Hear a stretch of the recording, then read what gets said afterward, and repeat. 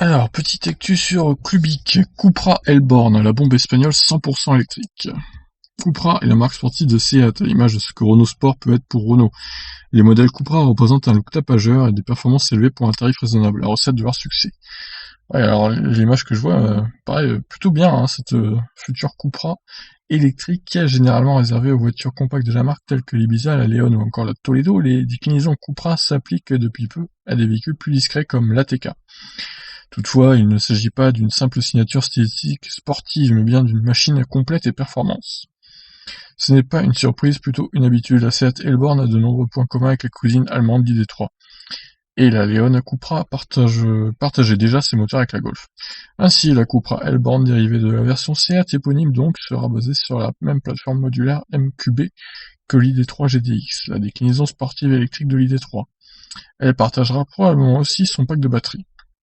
On peut alors s'attendre à une batterie de 77 voire 80 kWh, ce qui offrirait à Cupra Elborn une autonomie de 500 km sur une charge complète. Alors, niveau moteur, la Cupra Elborn rejoindra donc sa sœur Cupra Leon hybride rechargeable dans le catalogue du constructeur espagnol et reprendra les codes de la marque sportive, à savoir la couleur de carrosserie bleu pétrole, accompagnée de touches cuivrées sur les bas de caisse, rétroviseurs et jantes, le tout reposant sur un châssis sport. Les passagers seront installés à l'avant, dans des sièges baquets. Les performances seront encore une fois à l'honneur. À l'arrière, la Cupra Elborn bénéficiera d'un moteur électrique de 150 kW, donc 204 chevaux, et certainement de 85 kW à l'avant pour un total de 315 chevaux du coup, sur 4 roues motrices. Autant dire que la Cupra Elborn devrait faire preuve d'une grande efficacité en toutes circonstances et avec la réactivité que l'on connaît au moteur électrique. Alors la Vmax sera de 180 km/h, ce qui apparaît largement suffisant au quotidien.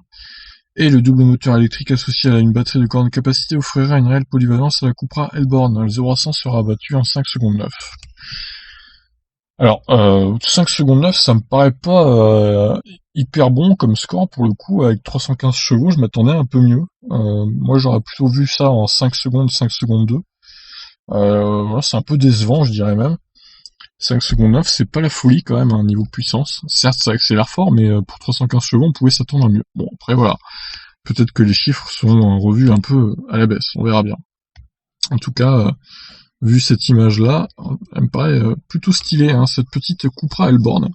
On attend de voir son prix maintenant. En tout cas, elle emportera au moins 77 kWh de batterie, donc ça c'est plutôt bon pour l'autonomie. On verra bien si on aura des infos dans les prochaines semaines. Je vous tiendrai au courant de toute façon. Ciao ciao, qu'en pensez-vous ?